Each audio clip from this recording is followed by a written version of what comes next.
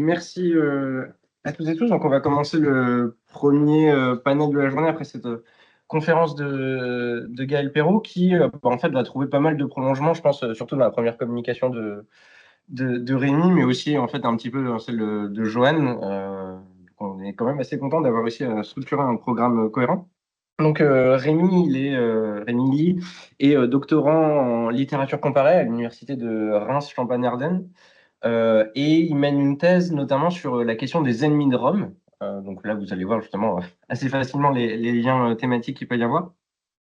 Et qui travaille plus précisément à la croisée de l'histoire et de la littérature sur la question de la recomposition des personnages historiques, de leurs évolutions, de la construction au fur et à mesure de l'histoire de ces personnages des ennemis de Rome. Et finalement, on a créé ce panel pas tant sur la question des ennemis de Rome ou de la permanence de l'Antiquité romaine, mais parce qu'on trouvait aussi que les propositions de Rémi et Joanne questionnaient aussi un petit peu la question du genre de la fiction historique, ce qu'on avait présenté, notamment avec ici de considérer ce qui est souvent perçu comme un documentaire, les secrets d'histoire, notamment présentés par Stéphane Bern, comme une forme de docu-fiction et d'analyser aussi les formes de représentation, ces espaces rejoués, ces espaces recréés de docudrama, docu-fiction dans les secrets d'histoire. Et c'était voilà, à ce titre-là aussi qu'on avait créé ce panel. Et donc je lui laisse la parole pour 20-25 minutes. Et moi j'aime bien dans la salle pour voir les diapos, même s'il n'y a pas de diapo, mais parce que je trouve qu'il y a ce truc comme ça, on te laisse là, mais je reviendrai après. Bien sûr, pas de problème. Eh bien, merci. Donc, effectivement, il va peut-être y avoir quelques redites avec la conférence juste avant, puisque je vais parler de Spartacus et de Vercingétorix. Alors, il faut savoir que le documentaire à visée historique, sous l'influence de la sphère anglo-saxonne, s'est vu conférer le statut de docu-fiction. L'apport de la fiction dans un documentaire destiné à montrer le réel, eh bien, ça permet de s'interroger sur les rapports entre ces deux domaines qui sont a priori antinomiques. Donc ça passe par différents procédés tels que l'utilisation de séquences fictives ou jouées par des acteurs et qui sont associés à des commentaires par des intervenants à propos du sujet dans Secret d'Histoire. Alors pour autant, la fictionnalisation à l'œuvre dans les docufictions, elle procède d'une volonté didactique qui est bien structurée. Il s'agit de transmettre des informations et une vision de l'histoire bien particulière, qui est censément plus assimilable que le documentaire classique, d'immerger le public dans un récit composite. Alors, parmi les sujets qui sont les plus attractifs pour le public, on retrouve bien évidemment donc les documentaires dédiés à des personnages historiques, en raison de la force d'évocation qu'ils incarnent. Le personnage historique, eh bien, il attire. Il exerce une fascination par les horizons d'attente que l'on peut ressentir à l'énoncé de son nom.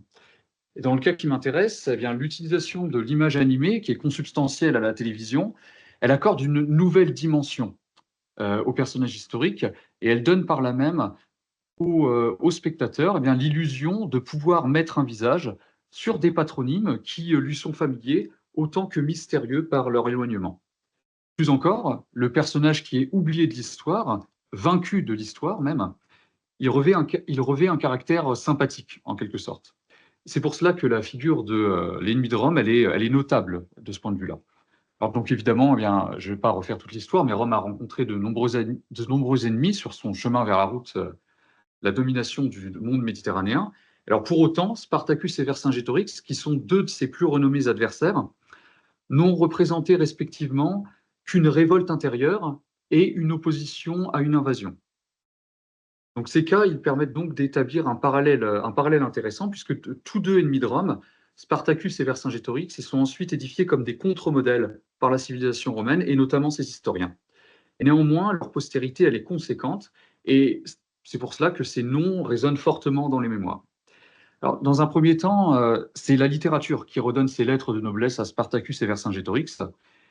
Figure de la liberté et de l'anti-esclavagisme, Spartacus, eh bien, il est d'abord récupéré par le théâtre du siècle des Lumières, avant de se voir attribuer une dimension politico-messianique dans des romans historiques à connotation marxiste durant le XXe siècle. Vercingétorix, quant à lui, eh bien, il est redécouvert au XIXe siècle, lorsque la France se cherche des héros afin de fonder son idée de la nation. Et sous la plume des historiens romantiques, Vercingétorix devient le premier patriote du pays et la Gaule devient un prototype de la France. Alors, une des reconfigurations les plus récentes de ces personnages historiques, c'est donc Secret d'Histoire. Alors, émission bien connue, hein, donc elle met en scène à chaque épisode bien, un personnage historique qui présente sa vie publique et sa vie intime.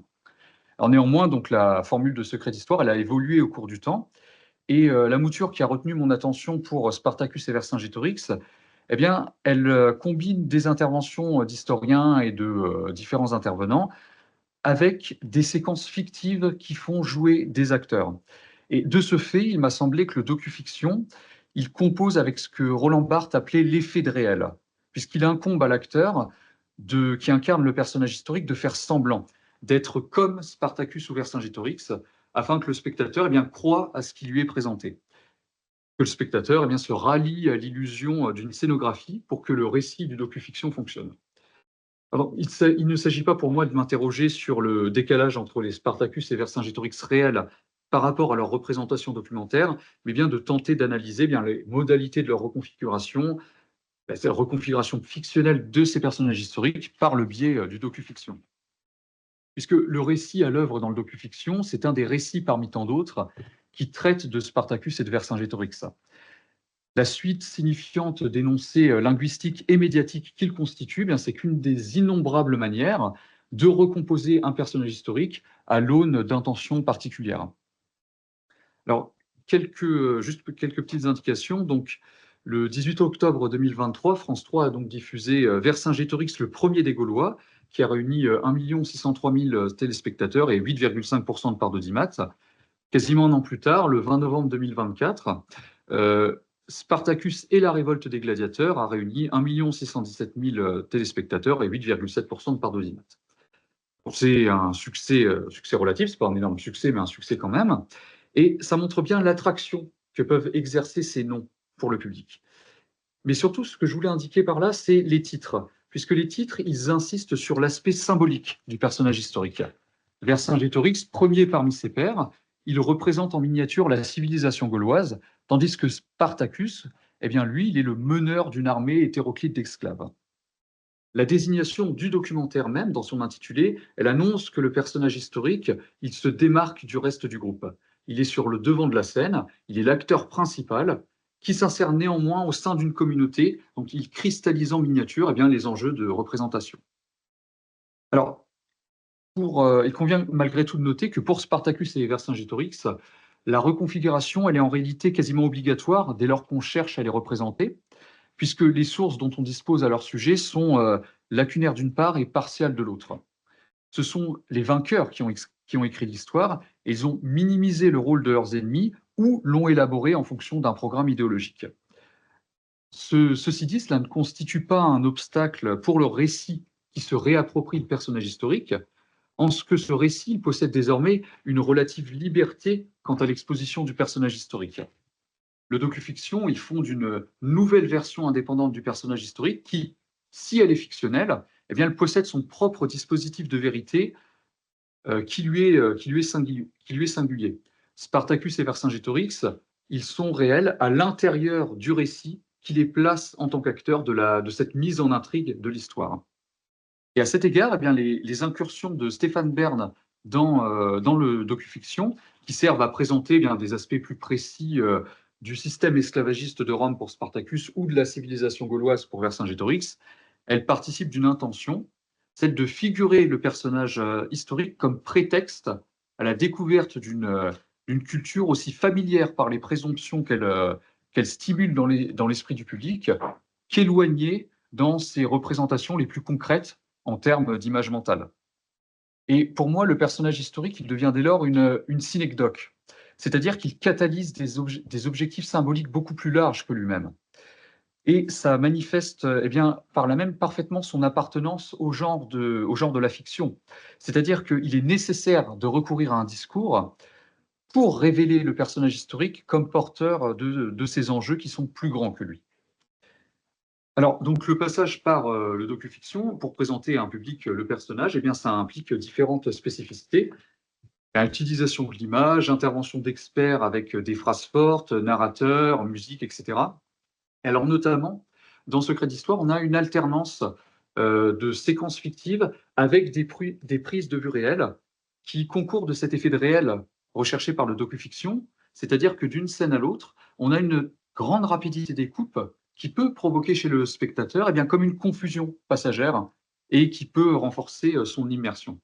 Alors du reste, le grain de l'image, notamment pour les séquences qui montrent Vercingétorix, ça affiche des nuances très grisées, comme pour figurer par cachet d'authenticité que la scène elle provient d'un passé obscur et très lointain. Alors de même, l'utilisation des druides pour Vercingétorix ou de la prêtrise de la femme de Spartacus, ça contribue à fonder une représentation quasiment mystique de ces personnages et d'accentuer bien conséquemment cet aspect très mystérieux de ces hommes. Alors, en dépit de cet aspect mystérieux, le spectateur, il connaît les personnages historiques qu'on lui montre. Il possède préalablement une représentation mentale les concernant. Dans le cas de Vercingétorix notamment, les intervenants du docufiction, ils précisent bien que ce dernier ne portait pas la moustache et que cet ajout, ça procède d'une élaboration du XIXe siècle qui présente les Gaulois de manière très pittoresque. Et pour autant, l'acteur qui joue Vercingétorix dans Secret d'Histoire, il est muni de cette fameuse moustache. Là où c'est intéressant, c'est que, en réalité, le but recherché, c'est de convoquer un souvenir chez le public qui, par ses préconceptions, se figure Vercingétorix d'une certaine manière. Donc, pour ne pas troubler le public, pour continuer à perpétuer son adhésion au récit du docufiction, on fait le choix de conserver la fameuse moustache de Vercingétorix. Alors, en outre, un des exemples les plus frappants de l'enchevêtrement entre réalité et fiction est le dévoilement plein et entier du personnage historique. C'est-à-dire que pour présenter un personnage qui est connu du grand public dans ses caractéristiques générales, mais méconnu dans ses aspects plus privés, plus particuliers, on va attribuer à Spartacus et à Vercingétorix des séquences qui sont fondées sur la vie intime. C'est-à-dire que les émotions, elles occupent une place non négligeable dans la recomposition du personnage historique. Elles confèrent à la version fictive du personnage un aspect plus humain, une réalité nouvelle en quelque sorte. Étant donné donc que c'est un côté qui est très occulté par les sources, les auteurs du documentaire ils disposent d'une grande liberté à ce sujet et également d'une obligation de restituer cette vie intime pour que le spectateur, encore une fois, continue à adhérer à ce récit. Alors pour Spartacus, ça passe par des séquences où il est avec sa femme, où on nous le montre comme un mari très aimant, très fidèle, qui aurait déserté l'armée romaine uniquement à cause de sa femme. Pour Vercingétorix, on nous montre la mort de son père Celtil sur le bûcher, qui participe de construire un Vercingétorix très affecté par la mort du père et de susciter par là même l'empathie chez le spectateur. Alors dans cette même optique, on ne montre pas la mort des deux hommes. Donc il s'agit tout autant de ne pas se complaire dans une violence crue qui pourrait choquer le téléspectateur en raison des décès violents de Spartacus et Vercingétorix, mais aussi de souligner leur nature insaisissable. C'est-à-dire que de façon surprenante, leur mort qui est montrée presque discrètement par le documentaire, elle symbolise la méconnaissance que l'on a de la manière dont ils ont vécu. Ce ne sont plus désormais les Spartacus et Vercingétorix originaux qui sont les acteurs de ce récit. Le docufiction, il fait d'eux des héros. Et alors pour autant, cet héroïsme, il se fait un petit peu paradoxal et ambivalent. Alors à ce propos, je voulais présenter ici une théorie de Georges Ballandier, qui est un grand anthropologue, qui a étudié les mécaniques du pouvoir associées à l'idée de théâtralité pour fonder la notion de théatrocratie. Et alors plus précisément, il étudie la notion de désordre. La notion de désordre, pour lui, elle est nécessaire à l'ordre pour fonder son autorité. Et c'est pour ça qu'on crée des figures de désordre.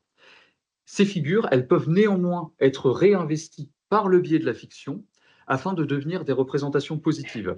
C'est-à-dire qu'on renverse le paradigme afin de faire de ces figures du désordre des héros qui incarnent bien la revanche des démunis, des réfractaires, des vaincus de l'histoire, somme toute. Ces personnages, d'ennemis de Rome, ils deviennent des figures d'identification. On leur attribue des nouveaux caractères, on change la manière dont on les met en scène. Et donc, c'est pour cela que le docufiction, qui est un des vecteurs les plus représentatifs de notre ère médiatique en ce sens, il effectue des modifications. Le mystère, par exemple, autour de Spartacus, il est mis en scène en le montrant dans l'ombre au début du documentaire qui lui est consacré. Sa silhouette, elle est centrale, elle émerge en contre-plongée, donc on a des effets de mise en scène. Spartacus est très musclé, il occupe tout l'espace de l'image. Il est bien le protagoniste principal de cette histoire, et ça engendre de ce fait un renversement du récit visuel qui narre les exploits du vainqueur. Désormais, on se place du côté du vaincu qui devient le héros. Alors, on reconstruit ainsi Spartacus en l'associant à l'image d'une virilité brute, en louant sa beauté ou sa force athlétique. De nombreux intervenants, eh bien, en présentant Spartacus, parlent du beau Thrace, voilà, périphrase assez éloquente à ce sujet. Spartacus, il devient un symbole masculin dont la martialité, elle s'exprime physiquement. De surcroît, Spartacus et Vercingétorix, ils sont montrés comme des meneurs d'hommes. On remarque de nombreux plans qui les mettent en scène au milieu de leurs soldats, la caméra centrée sur le visage des héros, souvent en contre-plongée, sans s'attarder d'ailleurs outre mesure sur les figurants. Les deux personnages galvanisent leurs troupes par le discours. Ça exprime par ailleurs bien, leur éloquence, un autre aspect saillant de ces deux personnages. En effet, donc le grand capitaine, en su de disposer de capacités tactiques, il se doit de savoir s'adresser à ces hommes afin de leur insuffler le courage nécessaire au combat. Et c'est pour ça que le docufiction bien, les représente dans ce contexte bien particulier. Et donc à ce propos, eh bien, ces fameuses séquences qui laissent entendre les discours de Vercingétorix et de Spartacus, eh bien, on ne les entend pas parler d'ailleurs. On entend uniquement des éclats de voix étouffés, puisqu'il ne s'agit pas pour Secret d'Histoire de reconstruire le discours d'un personnage, mais d'exprimer par l'image la valeur unificatrice de Spartacus et de Vercingétorix.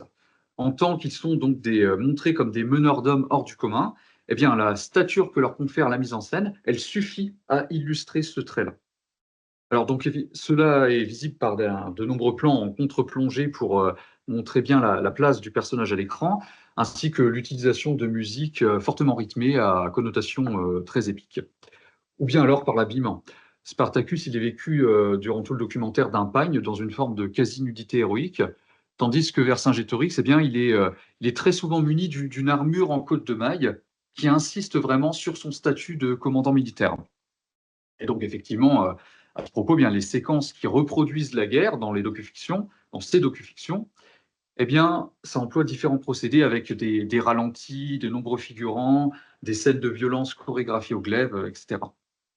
Alors, Secret d'Histoire, au demeurant, renverse le paradigme habituel à propos des ennemis et des vaincus au sens large. La figure des oubliés de l'histoire reviennent sur le devant de la scène. Le docufiction, eh bien, il leur accorde une nouvelle place. En les reconfigurant, il permet de profiter d'une nouvelle épaisseur pour ces personnages, tout autant qu'un changement de nature. Alors, que signifie ce changement de nature? Eh bien, tout simplement qu'ils sont les protagonistes principaux du documentaire, qui est nommé d'après eux. Alors, il s'agit d'une évidence, mais qui est néanmoins révélatrice dans l'évolution dont ils bénéficient, puisque d'ennemis de Rome, ils deviennent des héros ambivalents, des héros néanmoins. Et le déplacement qui est à l'œuvre ici, ça se traduit par l'édification de Rome comme l'antagoniste principal de cette nouvelle version de l'histoire. Alors, on le constate par donc ce renversement, dans le cas de Vercingétorix et César, le documentaire, il illustre l'opposition entre les deux hommes jusque dans les effets sonores et visuels. C'est-à-dire que le passage qui traite du massacre des Éburons dans Secret d'Histoire, il est très significatif puisqu'on nous montre, certes en hors-champ, César qui décapite un soldat, enfin un soldat gaulois. Alors, le proconsul, il est marqué par cette brutalité dont il innerve son armée et qui se retrouve à plusieurs moments du docu-fiction. Et plus globalement, ben, César, dans ce secret d'histoire, il est systématiquement montré dans les camps militaires et accompagné d'une musique à tonalité très menaçante, pour bien insister. Voilà, désormais, c'est lui l'ennemi. Tandis que Vercingétorix, il est davantage associé à l'espace rural qui a une connotation bien plus positive. La dichotomie entre Spartacus et Crassus, elle procède de la même manière.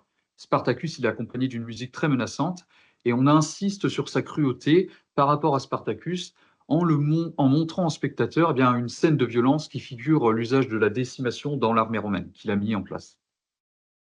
Et donc, en ce sens, eh bien, le domaine fictionnel, ça procède de l'aspect documentaire tout autant qu'il le légitime.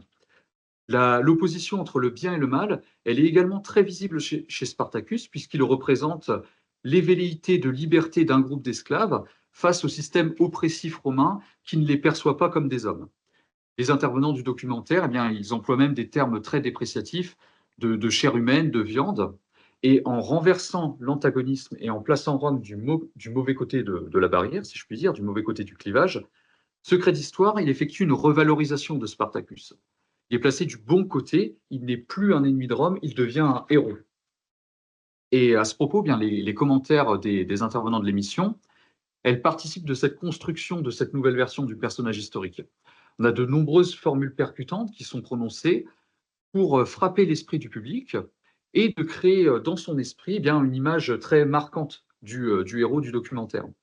Alors, un des intervenants réguliers de Secret d'Histoire, Christian-Georges Schwenzel, parle à un moment donné de Vercingétorix en ces mots, le vaincu plus glorieux encore que le vainqueur, qui est à cet égard très significatif. Et qui, d'ailleurs, selon moi, est également une réminiscence des commentaires de César, où celui-ci il indique que Vercingétorix, contrairement aux autres généraux, grandit dans la défaite, voit sa dignitas augmenter. Alors, c'est-à-dire qu'on assiste ainsi à une inversion non seulement de la charge connotative d'ennemi de Rome, mais également à une inversion de la charge de la victoire. C'est-à-dire qu'en perdant, Vercingétorix, il a gagné. Il a gagné un statut de héros dramatique et de symbole. La recomposition du personnage historique, elle lui fait ainsi dépasser sa nature première pour devenir quelque chose de plus. C'est ce récit qui accorde au personnage historique une gloire et un héroïsme nouveau qui l'installe dans la mémoire. Alors effectivement, si les modalités narratives du docu-fiction diffèrent bien évidemment des genres littéraires classiques, la question du récit, selon moi, elle n'en demeure pas moins centrale, puisque le média télévisuel, eh bien, il s'appuie sur celui-ci, sur le récit, afin de transmettre l'histoire qu'il se propose de montrer aux spectateurs. Et par conséquent, il est possible de considérer l'objet d'étude docu-fiction eh bien, à la manière d'un récit traitant d'un personnage, tout en incluant bien évidemment la dimension représentative qui lui est intrinsèque. Et alors, à cet égard, la séquence fictive dans le docu-fiction sur Vercingétorix, qui est située après Alésia, elle est très révélatrice. Elle montre les entretiens que César aurait eus avec Vercingétorix à l'issue de sa reddition. On a des figurants qui écrivent à côté pour symboliser la rédaction bien des commentaires de César. C'est-à-dire que l'histoire, elle s'écrit sous les yeux du spectateur qui assiste à la composition de la principale source qui décrit l'épopée de Vercingétorix. Montrer l'écriture de cette source, eh bien, ça attribue un cachet d'authenticité à la séquence. Le récit de César, il est figuré au sein du récit du docu-fiction, et cette métadiscursivité, elle illustre notre propre rapport à l'histoire, en tant que ce rapport à l'histoire, il est dépendant d'une narration qui est issue d'un lieu socio-historique bien particulier et à destination d'un public qui en détermine eh bien, les modalités de réception. Et c'est pourquoi de ce constat découle l'idée d'une lecture particulière du docu-fiction. Alors, Isabelle Véramasson, elle parlait de pacte de croyance à ce propos. Quant à moi, je préfère paraphraser plus directement Philippe Lejeune en évoquant ce que j'appelle un pacte de lecture audiovisuelle, qui induit plus directement l'idée de la lecture, justement.